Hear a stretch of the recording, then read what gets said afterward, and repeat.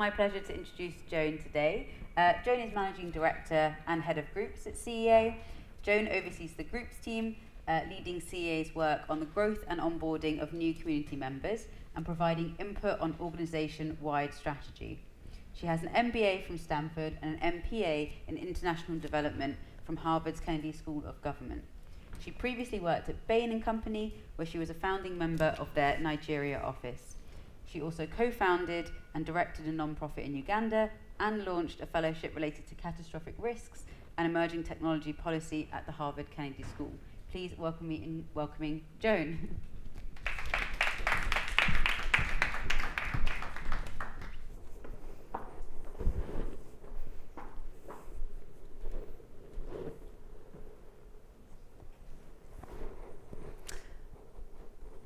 Many companies like McKinsey spend $1 million per campus per year recruiting students.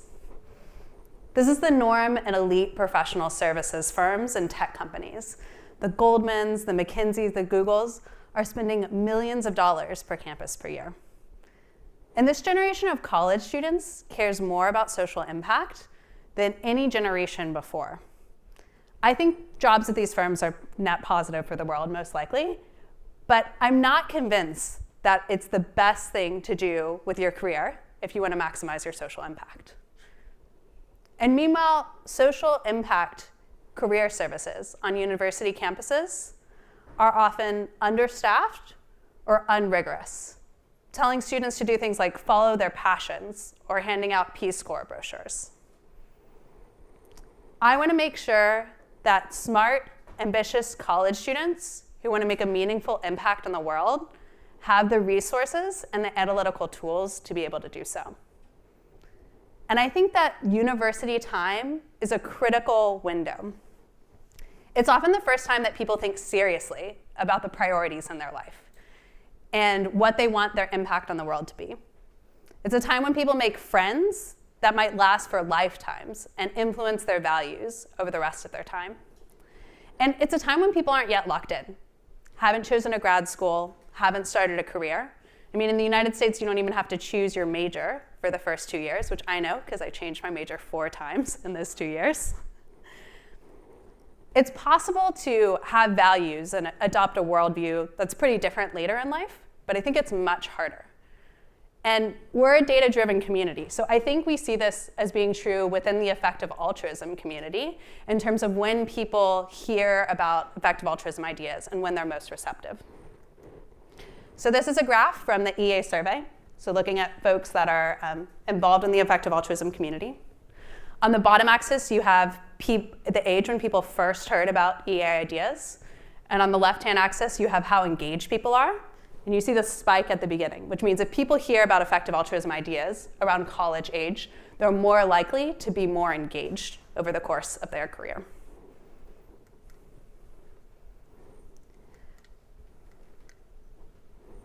The graph's supposed to go away. This is also true of other data that we have. So the OpenPhil long-termist meta team ran a survey of 200 folks that had long-termist careers they were particularly excited about last year. And those people reported that they first heard about EA or EA-aligned ideas when they were 20. And they also reported that it would have been optimal for people to hear about it earlier. So university time is a really critical time to expose folks to ideas related to effective altruism. And I think that given this really big gap we have in social impact career advice, we're a community that could help revolutionize that space. We have some really powerful ideas, like the idea that if you focus on a particular intervention or a particular cause area, you could have 10 or 100 times the amount of impact as with your donations. Or the idea that you could have the equivalent impact of convincing 10 or 100 of your friends to have social impact careers. I also think we have some of the best resources that are available on thoughtfully planning your career. And at this conference, you've heard we have some financial resources and we have a lot of problems that we need smart, ambitious people to solve. But what I think we really need is talent on university campuses in order to spread these ideas to more people. So I want to paint a 3-year vision that I think we might be on track to hit as a community.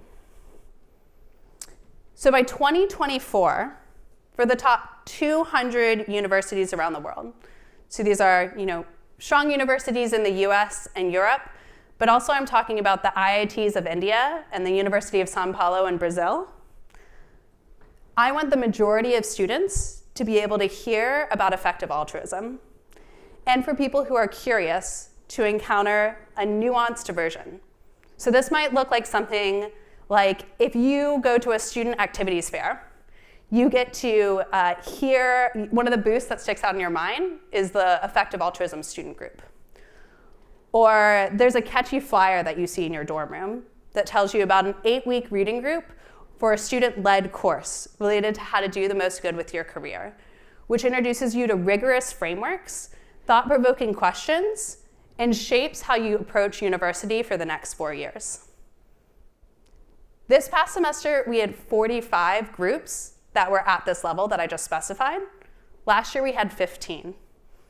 I think it's definitely possible that we could get to 200 in the next 3 years. And in some places, I'm really excited about us going even deeper. So by 2024, I think we could have a dozen effective altruism campus centers with 2 full-time staff and physical office space in universities. These campus centers would provide some of the best, most thoughtful social impact career advice.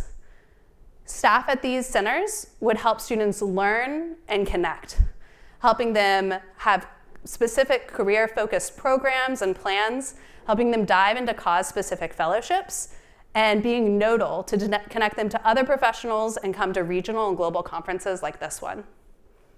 I also think they would help students navigate new internships and career opportunities and funding opportunities such that they have really strong plans that they've pressure tested over the summers when they graduate from university. We'll obviously continue to pivot and learn along the way, but we already have programs like this that I just described running at Cambridge and Oxford and Stanford. And I think it's certainly plausible that we could have 9 more in the next 3 years. But I think that's just what we're on track to do. What's really exciting is with ambitious entrepreneurs, we could do so much more. I think it's very plausible that someone in this room could help us continue to write the book on how to do field building at university. So if we're in the process of writing a book, I feel like we're in the first chapter. And we have a pretty good first chapter, but we need people to help us rewrite it and help us write the next couple chapters. So for example, maybe an entrepreneur in this room would think about, instead of having a hiking pre-orientation program as a pre-orientation program at universities, what would it look like to have a really great social impact career advice pre-orientation program? And that becomes so popular at their university that other universities start copying it. Or what would it look like to help us figure out how we get EA-aligned course content into popular first-year courses? Or maybe there would be campus centers that would run a fellowship with nominations as competitive as Fulbrights or Rhodes. And maybe most of the Fulbrights and Rhodes scholars would be open and excited about effective altruism ideas on campuses. Maybe the Goldman Sachs recruiters would view the campus center leaders as a little bit of a threat. And maybe the career staff providing career services would start copying the programs that the EA campus centers are running because they're so good and so in demand. What I think is most exciting about this vision, especially for people in this room, is the question of who is most well-positioned to execute on it. And I think that's current university students and recent alumni. And I think this is a pretty exciting concept because in most careers in general, and in EA cause areas, you have your pinnacle impact, your peak impact at the end of your career, when you're in your 50s or 60s. But EA outreach on university campuses is one of the only times you're an expert at your university when you're in your early 20s. It's a uniquely outsized impact for your age. And why is that? I mean, you know your users. You know how to share EA ideas with other students. You know what pizza brings people to meetings. You know about the campus. You know when students are busy and really, really busy. You know which professors are great to work with and what new initiatives are being run. That's why we have students who are working part-time while they're full-time students on running their EA groups, and students taking gap semesters and gap years, and working full-time after they graduate. And one thing I'm excited about is that we've recently seen if a university has a really strong student group, we can bring in alumni from a different university to help run campus centers full-time. If you're a university student, I think there's a chance that the next 1 to 2 years could be the highest impact that you have, even if you go on to other specializations afterwards. It's not guaranteed, but it's certainly plausible. And I think that basically comes down to multiplier effects. The idea that you could counterfactually get someone involved in effective altruism who wouldn't otherwise be, or wouldn't otherwise take the ideas as seriously. And I find it really powerful to think about multiplier effects by thinking through specific examples. So I think back to the group that I was a part of when I was in grad school, and I think through what people are doing now. And one person in that group went on to work with charity entrepreneurship, helping start a charity that sent SMS reminders out to mothers in India to vaccinate their children, and now is a data scientist at the World Bank. Another group member helped create partnerships with fast food companies to introduce plant-based meat options in fast food restaurants across the US. Another group member changed their thesis early to write about pandemics before COVID came out, then was involved in the global COVID response and helped influence $10 billion of funding related to pandemic preparedness. One of my favorite stories is about a friend who was in this really unique window of trying to decide what their PhD was going to be on, and got introduced to a series of very influential people in the process when they were deciding this topic, and ended up switching their PhD focus to focus on a specific emerging technology. And it was really important they had the conversations that the group introduced them to at this time, because they were about to choose an advisor and they were about to choose a topic and be locked in. And they knocked their PhD out of the park, and 2 weeks ago they started at the White House. So I think there's a lot of impact that can be had by being someone that's doing field building work. And other people in the meta space who are experts would take this even farther. Not just that it's impactful, but that it could be one of the most, if not the most important decades for field building and meta work. That's because if you think we're going to be bigger soon, then opportunities for movement building will be less good in the future than they are now. There's more low-hanging fruit. And if you think we're at a hingy moment related to transformative technology, then doing things earlier matters more.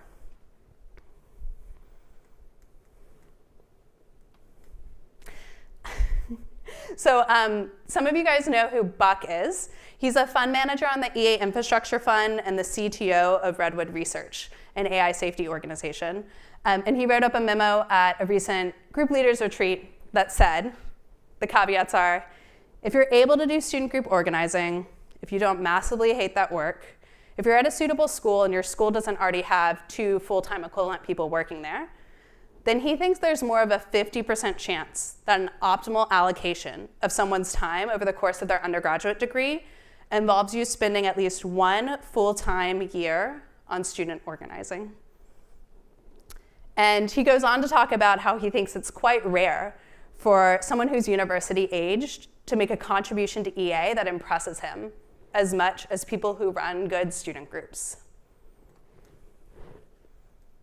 So, we've talked about this opportunity on the table. We've talked about the university critical window and why students and recent alumni are well positioned to try and capture it and how much impact is on the table. I just want to spend a little bit of time talking about what CEA is going to do and has been doing in order to support people that are in this position. The first thing is that we have foundational support for individuals that are running student groups.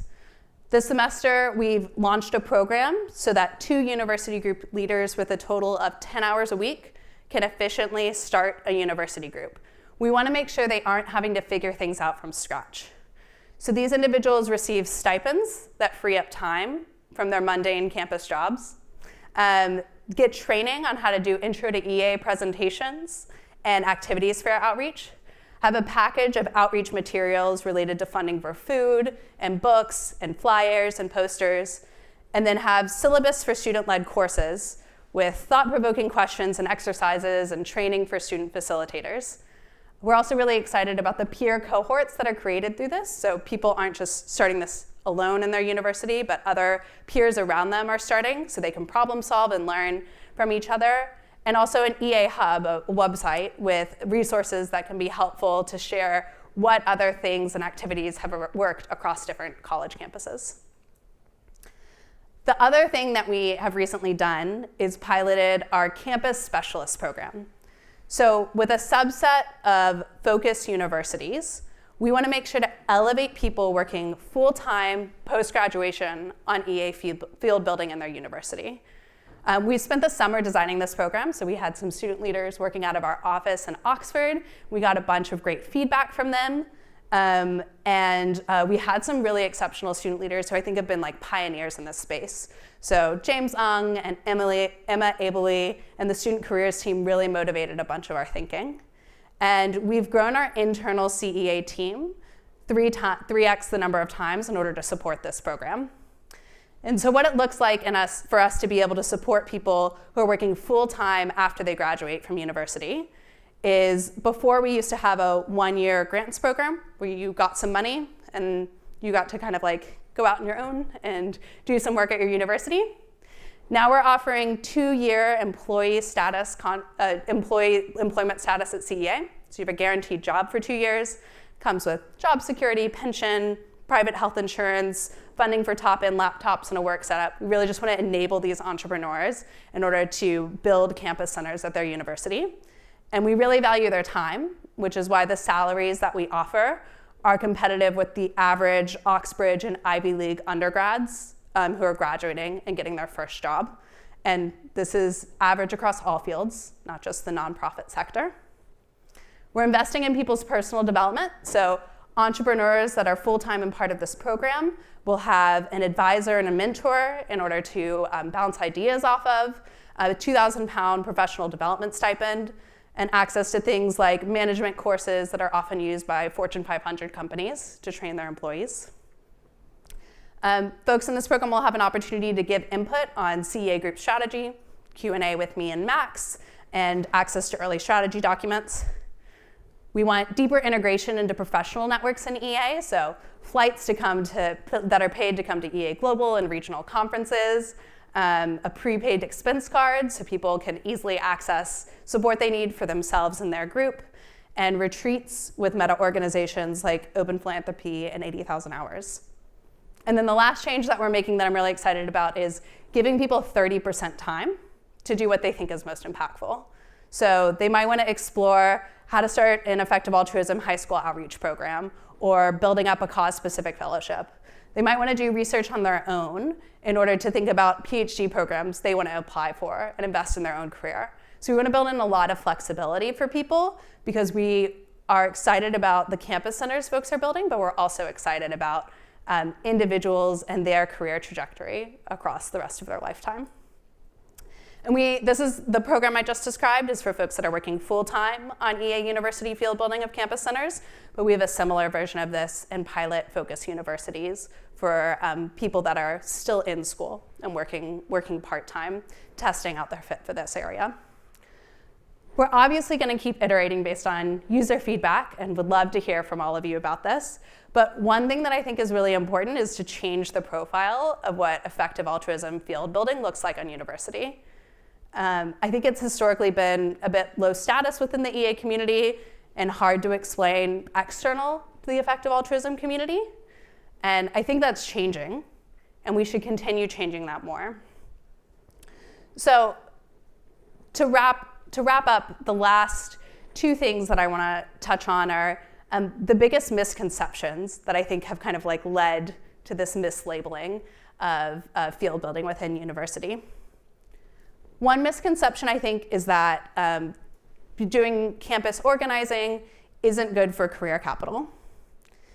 And when I step back and think about the campus centers that we're trying to build, if someone's successful, they could be having $1 million budget, managing a multi-person team, creating partnerships at their university and starting new research initiatives. That's a pretty powerful opportunity for someone out of undergrad and pretty unparalleled. And I think it's also really cool and fun to explain over Thanksgiving dinner. Like, you can say, I'm running a campus center that helps students navigate social impact careers. I think this is great career capital if you're thinking about entering meta work. The Center for Effective Altruism groups team hires people who have done a great job running groups in order to help coach other folks. But we've also had alumni go on to work at 80,000 Hours or other meta organizations. But I don't think it's just great career capital if you want to do meta work. I think it's great career capital for a bunch of other career paths. So as part of doing this, your role is to get really involved in the effective altruism community and build your own personal network so that you can support other students to do so. That's why one of the reasons why 80,000 Hours advising is making sure that anyone that's on our pilot program has access to career coaching this year. And one thing that is, I think sometimes a bit complicated to like think through is that having a really deep understanding of effective altruism ideas helps open up a bunch of different additional career opportunities. And I think that's because we're in a really early stage building effective altruism, which means organizations that are hiring aren't in the scaling position. They're like trying to develop a product or trying to communicate a complicated idea or trying to figure out product market fit. And that means they need to hire people that have a really good understanding of the ideas so that those people can go off and test out different paths to value and make a bunch of individual decisions on their own. And that's why I think I often get requests, not just from meta organizations, but a bunch of direct work organizations asking me for recommendations about group leaders that people should consider interviewing and hiring because they want people who have a really strong understanding of the basic concepts. So I think then the paths that are open aren't just in meta work, but in entrepreneurship, in organizational field building, and direct work as well. I can think of a group leader in the entrepreneurship space who's considering a multi-million-dollar EA-backed startup right now. I know folks that are helping to run the internal operations of Forethought and Will McCaskill's new book that's coming out, and who are really doing great work with long-termist policy advisory organizations, helping like start up really notable think tanks. And I know people doing cause-specific work that are group organizers or university field builders and now are top AI safety researchers or use that as a platform to then go on to graduate school. The last thing that I would mention is if you're not sure about your cause area or your cause prioritization, then doing field building might be a really great way for you to have time and space to think about that. So I'm probably a bit biased because I spent 7 years working on a particular cause area, including a graduate school specific program that was linked to that cause area. And it was only in graduate school where I had time and space to step back and think through my cause prioritization, and ended up thinking that I should plausibly pivot and focus on a different area. And I really wish I had 2 years earlier in my career to spend time thinking about that, because that would have influenced my trajectory pretty significantly. So I think that EA field building can be really good for career capital. I also think it can be really good for skill development, and that's the second myth that I want us to destroy, which is that field building in university or running an EA group isn't good for skill development. And I think it can be great for, I just think about the skills that folks in campus centers and leading EA groups need, and it's people management, and it's recruitment, and it's project management, and it's running an organization, and it's operation, it's communicating EA ideas and keeping up to speed with the cutting edge ones. But I find this even more compelling when I just look at what current campus leaders and campus specialists are doing. So on the far left-hand side is Koki. Koki is helping to run a student course related to introducing effective altruism ideas to over 40 people with really diverse backgrounds around the world, and doing cutting-edge localized cause prioritization research related to the most effective donations within the UAE. That's a pretty cool opportunity for a university student. Kuhan helped start the Stanford Existential Risk Initiative and the Stanford Existential Risk Summer Fellowship. This allowed students to explore summer fellowship and summer research opportunities related to existential risk. It was so popular on campus that hundreds of students applied for a couple dozen spots, which made it more competitive to get into than Stanford itself. And finally, there's Dewey.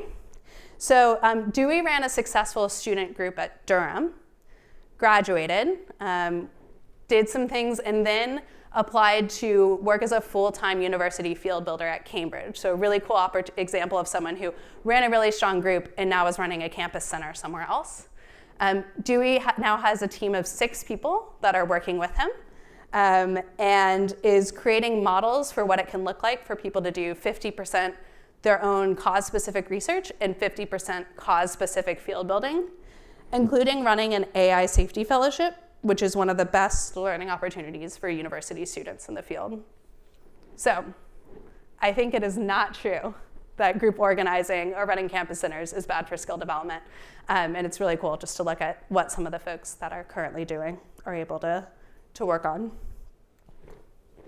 Okay, it wouldn't be an EA speech if I didn't tell you why you shouldn't consider doing this. So I'm going to tell you reasons why you might not want to consider field building right before I wrap up. If you think about the impact model looks something like you might want to think about how good you are at creating multiplier effects. And then you might want to think about the opportunity cost, if any, from doing direct work. So you should consider running an EA group or running a campus center less if you think you're not going to be as good at creating multiplier effects.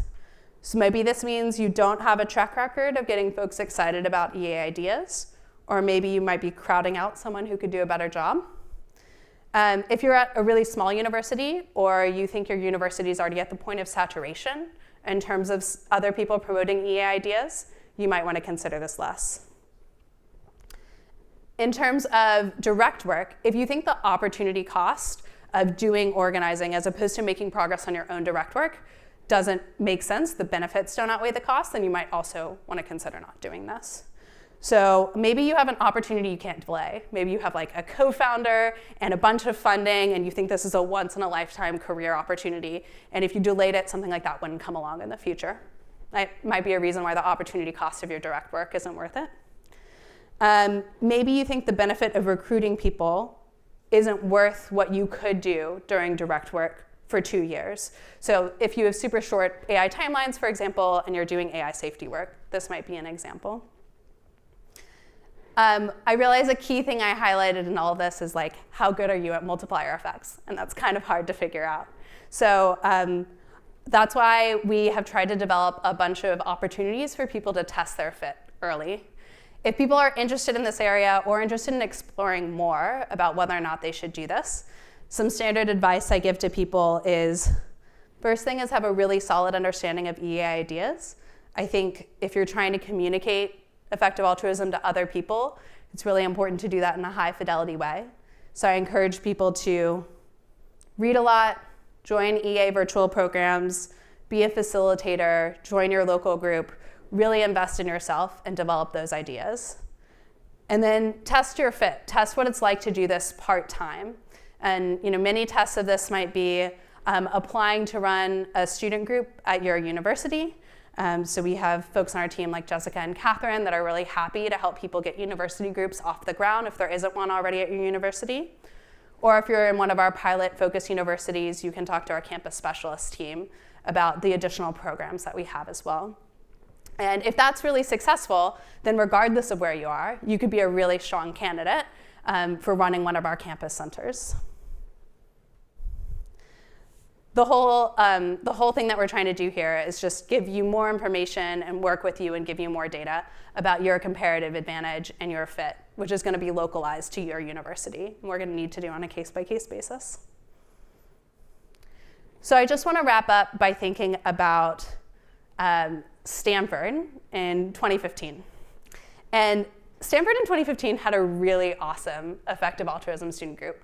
The type of folks that came out of that were Buck, who I mentioned earlier, who's the CTO of Redwood Research, And Kelsey Piper, who now writes at Future Perfect in Vox, and does really incredible work.